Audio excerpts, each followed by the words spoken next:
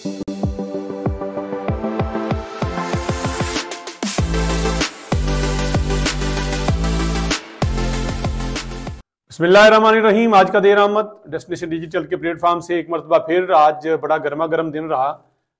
कुछ गैर मुतवक्को चीज़ें हुई जिसकी तवक्को नहीं की जा रही थी। बहसीयत एक सहाफ़ी, बहसीयत एक कारकुन, हमें भी मायूसी हुई। पाकिस्तान तहरीक इंसाफ के लिए भी कोई अच्छा दिन नहीं रहा। बड़ी अहम खबरें उनके लिए भी हैं। कुछ उम्मीदें दम तोड़ती हुई नजर आई। कुछ ब्रेकिंग न्यूज़ जो हैं वो बड़े अजीबो गरीब किस्म के माहौल नजर आए। और शिबली फराज ने सुप्रीम कोर्ट के हवाले से बहुत बड़ा बयान दे दिया है। उस हवाले से बात करेंगे। ये 2-3 अहम टॉपिक हैं जिससे हम आपसे शेयर भी करेंगे। और सबसे अहम बात करेंगे क्या शहबाज शरीफ और मोहसिन नकवी आमने सामने आ रहे हैं। DGFI को चेंज कर दिया गया है, इस पर भी बात करेंगे। सबसे पहले अगर आपने मेरे चैनल को सब्सक्राइब नहीं किया तो कर दीजिए। आपका फीडबैक जो है मेरे लिए बड़ा अहम है। आपका फीडबैक मिलता रहता है तो मुझे भी अपने व्लॉग में, अपने अल्फाज में और अपने तज़िये में बेहतरी करने का जो है वो मौका मिल जाता है। सबसे पहले बात करें तो पीका एक्ट पे सदर आसिफ अली जरदारी जी, पाकिस्तान पीपल्स पार्टी के को चेयरमैन और सदर आसिफ अली जरदारी, जिनको मफाहमत का बादशाह कहा जाता है, जिनसे बड़ी उम्मीदें लगा रखी थी तमाम स्टेक होल्डर्स ने, खासकर सहाफती जो कारकुन हैं, यूनियंस हैं, प्रेस क्लब्स हैं, उनको यकीन था कि आसिफ अली जरदारी कम अज कम पाकिस्तान तहरीक इंसाफ, मुस्लिम लीग नून और दूसरी पार्टियां जो कि इस बिल में शामिल थी उन जैसा फैसला नहीं करेंगे। तहरीक इंसाफ का मैंने इसलिए नाम लिया कि सेनेट की स्टैंडिंग कमेटी के चेयरमैन जो है पाकिस्तान तहरीक इंसाफ से ताल्लुक रखते हैं। वो भी मौजूद थे, वो भी इस बिल पे खामोश रहे, कोई बात नहीं की, उनके अरकान भी नहीं आए। तो सेनेट से भी मंजूर हो चुका, कौमी असम्बली से भी आनन फानन मंजूर हुआ। एक उम्मीद बची थी कि सदर आसिफ अली जरदारी इसको रोकेंगे और स्टेक होल्डर्स को बुलाएंगे, और लाजमी बुलाएंगे, क्योंकि हुकूमती रहनुमा अरफान सिद्दीकी समेत, अताउल्लाह तालड़ समेत इसको कह रहे थे कि हमारी गलती है कि हमने सहाफती तंजीमों को लूप में नहीं लिया, उनसे कन्वर्सेशन नहीं हो सकी, हमें लेना चाहिए था। बहुत सी ऐसी चीज़ें हैं जो बेहतर हो सकती थी। ये भी कहा जा रहा है कि ये कुछ सहीफा नहीं है, बाद में बेहतर होगा, लेकिन हुकूमत ने जो कि हम कहते हैं कि बदनीति पर मुश्तमिल जो बिल है उसको मंजूर कराने में बड़ी इजलत से काम लिया और बड़ी स्पीड से उसको मंजूर भी करा लिया। आज सदर ममलकत ने उस पर दस्तखत भी कर दिए।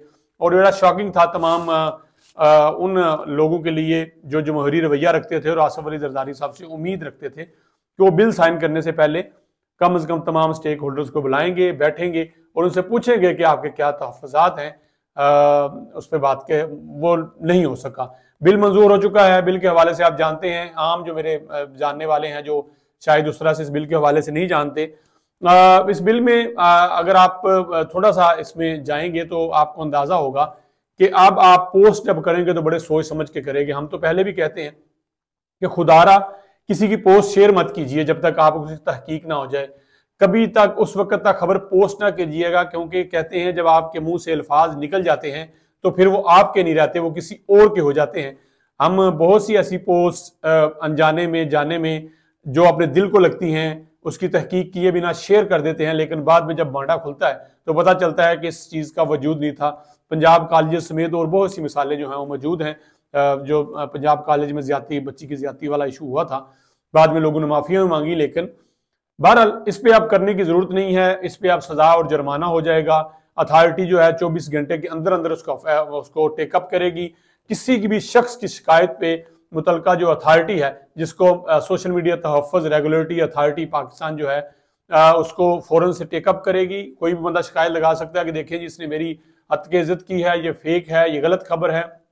अगर आपकी खबर ठीक हो तो फिर आप उसको प्रूव करना पड़ेगा, उसका सबूत देना पड़ेगा, अदरवाइज डेफिनेटली आप सजा और जजा के जो है वो मुस्तहिक होंगे, उसको आप मिलेगी।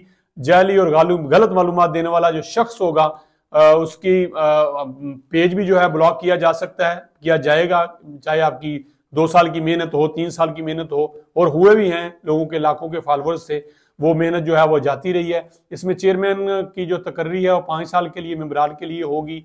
58 साल से कम उम्र के लोग होंगे। इस अथॉरिटी में जो लोग हैं उसमें कहा यह जा रहा है कि एक सहाफ़ी शामिल होगा, एक सॉफ्टवेयर इंजीनियर शामिल होगा, वकील होगा, सोशल मीडिया जो प्रोफेशनल है वो होगा, IT प्रोफेशनल बतौर जो है इसमें मेंबरान होंगे, और इसका फैसला कसरत राय से होगा, ये इस अथॉरिटी में कहा जा रहा है। अथॉरिटी 48 घंटे के अंदर जो है वो तौसीक करेगी किसी भी मवाद को ब्लॉक करने के हवाले से। तो मैं अगर आपको कहूँ अच्छा ऐसा मवाद भी जो कि मजहब, फिरके और नस्ल की तौहीन पर, नफरत पर उकसाने के हवाले से होगा, उस पर भी कार्रवाई होगी। मुतासरा शख्स जो है ट्रिब्यूनल से जब वो रजू कर सकता है, सुप्रीम कोर्ट से रजू कर सकता है जब उसको कोई सजा या उसको कोई जजा मिलती है। 20 लाख जुर्माना है, 3 साल कैद है। बहरहाल फेक न्यूज़ के हवाले से तो हम अक्सर कहते हैं, अब भी कहते हैं कि खुदारा जब तक आप तहकीक ना कर लें आप बिल्कुल उस पर ना जाइएगा, ना शेयर करें, अपने ग्रुप्स में भी एहतियात करें। आपके पास तहकीक है, खबर है, सच्ची खबर है, एविडेंस है, जैसे किसी एक मुस्तनद बंदे के पास होते हैं, तो मेरे ख्याल में ऐसे हजारों बिल भी आए तो कोई इशू नहीं बनता। एक्ट मंजूर हो चुका है, इसमें जो तरमीम है, चीज़ें हैं, जो सहाफ़ती तंजीमों का एक कंसर्न है, हुकूमत कह रही है उसको सुना जाएगा और उसमें तरमीम भी की जा सकती है। अगली खबर की जानिब बढ़े तो जो मायूसी की खबर थी पाकिस्तान तहरीक इंसाफ के लिए, आपको पता है कि एक वफ्द जो है ट्रंप की तरफ से, ट्रंप के बड़े करीबी दोस्त जो है पाकिस्तान के अंदर मौजूद थे, जब वो वफ्द आया तो बहुत से सोशल मीडिया पे एक खबर चलनी शुरू हो गई कि आ गया जी वो वफ्द और इमरान खान अब जेल से बाहर आएंगे। वही मैं कहना, हम लगी लगाई बातों पे और सुनी सुनाई बातों में बात करते हैं तो शुरू होगी बातें। देखें जी, अभी ट्रंप ने चार्ज लिया है और साथ ही वफ्द जो है पाकिस्तान के अंदर आ गया है। वो बाद में अंदाजा हुआ और पता चला जब खबरें शेयर हुई, उन्होंने कहा जी हम कोई मुफाहमत करने या कोई मुज़ाकरात करने नहीं आए, हम यहाँ पे इन्वेस्टमेंट करने आए हैं और पाकिस्तानी लोगों को घर बना के देने की कोशिश करेंगे, बड़ी बड़ी बिल्डिंग्स खड़ी करेंगे और जिन लोगों के पास घर नहीं है उनको आसान के साथ पे या कम रकम पे उनको जदीद तरीन जो है रहायशें बना के देंगे। आज जब वो सहाफ़ियों से गुफ्तगू कर रहे थे तो रिचर्ड गर्नेल, जिसके हवाले से पाकिस्तान तहरीक इंसाफ और उनके इमरान खान साहब के चाहने वालों ने बहुत सारी खबरें यहाँ पे शेयर की, उनके ट्वीट्स शेयर किए। आज सुबह की खबर ये थी कि उन्होंने अपने वो फ्री इमरान खान वाले सारे ट्वीट्स जो हैं वो डिलीट कर दिए हैं। उन्होंने भी इस हवाले से जब सवाल हुआ कि आपके दोस्त जो हैं रिचर्ड गर्नेल वो मुसलसल इमरान खान के हवाले से बात कर रहे हैं, तो उन्होंने कहा देखें उनको भी हालात का अंदाजा नहीं है, वो भी लगता है डीप फेक जो है जो इंफॉर्मेशन है उसका शिकार हुए हैं, उनको भी अंदाजा नहीं है कि पाकिस्तान के हालात कैसे हैं। उन्होंने ये जरूर कहा कि बाइडेन इंतजामिया ने पाकिस्तान के साथ बहुत बुरा रवैया रखा और पाकिस्तान के साथ बहुत बुरा किया। क्या बुरा किया ये तो आप सब जानते हैं कि इस हालात में बाइडेन इंतजामिया ने पाकिस्तान को खुल के काम करने का मौका नहीं दिया। अजीब सा माहौल रहा पाकिस्तान के अंदर उस अंदाज में, ना अपनी जो काम था वो करने दिया, ना जो हमारे साथ काम करने जाना चाहते थे उनको भी उस अंदाज में काम नहीं करने दिया। इन्वेस्टमेंट के हवाले से उन्होंने बात की है कि इन्वेस्टमेंट जो है पाकिस्तान के अंदर हम लाएंगे, काम करेंगे पाकिस्तान के साथ, और ट्रंप चाहते हैं कि पाकिस्तान के साथ, पाकिस्तान समेत तमाम दूसरे ममालिक के साथ बिजनेस की बुनियाद पे एक बेहतर रवैया रखा जाए।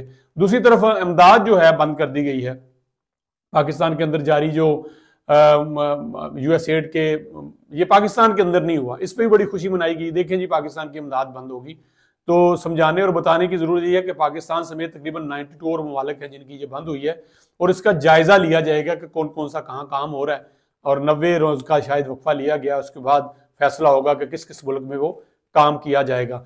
अगली जो अहम खबर है, बल्कि 2 अहम खबरें हैं, DGFIA को तब्दील कर दिया गया है और मोहसिन नकवी अभी चंद दिन पहले ही DGFIA तैनात हुए थे और इतनी जल्दी तब्दील कर दिए गए। उसकी वजह क्या है? उसकी वजह जो बता रही जा रही है कि वजीर आजम मियां मोहम्मद शहबाज शरीफ बड़े गुस्से में थे क्योंकि ये जो कश्ती हादसा हुआ, एक पहले हुआ, उसकी इंक्वायरी रिपोर्ट आई, उसमें कहा गया कि ये मुतलका अफसरान हैं, इनको फारिग किया जाए ये लोगों को, लेकिन उनको फारिग नहीं किया गया। जो जराए बताते हैं फारिग उनको नहीं किया गया और नीचे जो मलबा था छोटे अफसरान पर डाल के उनको फारिग कर दिया गया।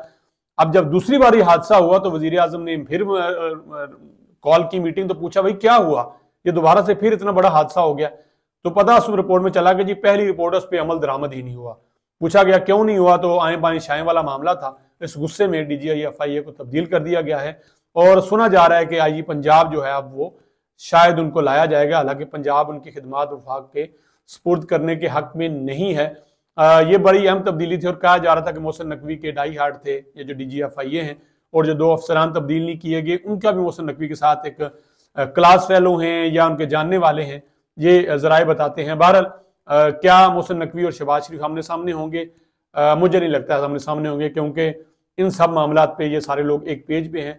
वज़ीर आज़म का खुस्सा बजा था कि मलबा जो है वो नीचे गिराया गया है, हालांकि वो भी सिंध हाई कोर्ट से स्टे लेके आ गए हैं, उस पर भी गुस्सा है कि क्यों नहीं अदारे ने अपना मौक़िफ़ वहाँ किया और स्टे क्यों हुआ और मुलाजमीन को फारग होना चाहिए था। दूसरी एक बात जो बड़ी अहम पता चली है कि अब जो एजेंट हैं वो बड़े सियाने हो गए हैं। किस अंदाज में वो यहाँ से आपको वो करते हैं। पहले बगैर पासपोर्ट के ईरान, तुर्की और उसके आगे डंकीज लगवाते थे। अब ये लोग पहले दुबई का वीज़ा लगवाते हैं, फिर अज़रबैजान का साथ लगवा लेते हैं, दुबई पहुंच के आगे फिर इजिप्ट और मराकश जैसे ममालिक वहाँ से निकल जाने की कोशिश करते हैं और निकलते हैं, निकल भी जाते हैं। और जो हालात हैं फिर इस तरह की भी सूरत दरपेश आती है, जो कि पिछले दिनों में आया कि एक ही कश्ती में 44 लोग पाकिस्तानी जो है उनको समुद्र में बाकायदा जख्मी करके, मार के, तशद्दुद करके उनकी जानें ले ली गई, उन जो वहाँ पे लोग मौजूद थे। तो पाकिस्तान में जहाँ कानून बनता है उसको कानून तोड़ने वाले मौजूद हैं, क्योंकि अंदर से लोग बताते हैं, अदारों के लोग मुलव्वस होते हैं। बहुत से ऐसे लोग हैं जो खुद रास्ता बताते हैं कि ये कर लें, और वज़ीर आज़म इस पर भी गुस्से थे कि कैसे ये सारी चीज़ें हो रही हैं। जाते जाते खबर शेयर करूं कि शिबली फराज ने बड़ी अहम खबर की है, बड़ी अहम बात उन्होंने की है। उन्होंने कहा सुप्रीम कोर्ट में जो नए जजेस तैनात होंगे वो इसलिए तैनात हो रहे हैं कि हमारे खिलाफ फैसले आ सकें, हमें रिलीफ ना मिल सके। बड़ी अहम बात कर दी है, क्योंकि सुप्रीम कोर्ट के जजेस तैनात होने जा रहे हैं, उससे पहले ही उन जजेस पे अदम एतमाद कर देना मेरा ख्याल है किसी तौर पे भी ये गैर मुनासिब था। उनको वेट करते, उनका कंडक्ट का वेट करते, अंदाज़ा हो जाता कि वो क्या करना चाहते हैं, तो अच्छा था। अब बैल मुझे मेहर वाली हिसाब है, लेकिन मेरा ख्याल है कि सुप्रीम कोर्ट और हाई कोर्ट्स को अपने आइन और कानून के अंदर रहते हुए फैसले करने चाहिए, ताकि पाकिस्तान जो कि माजी में अदालती फैसलों की वजह से आज बहुत सारे बहरानों का शिकार है, मुस्तकिल में इसको बच जाना चाहिए। फैसले जो भी हों आइन और कानून के तहत हों, तभी ये मुल्क जो है आगे बढ़ सकेगा। आज के लिए इतना ही, इजाज़त दीजिए, अल्लाह हाफिज़।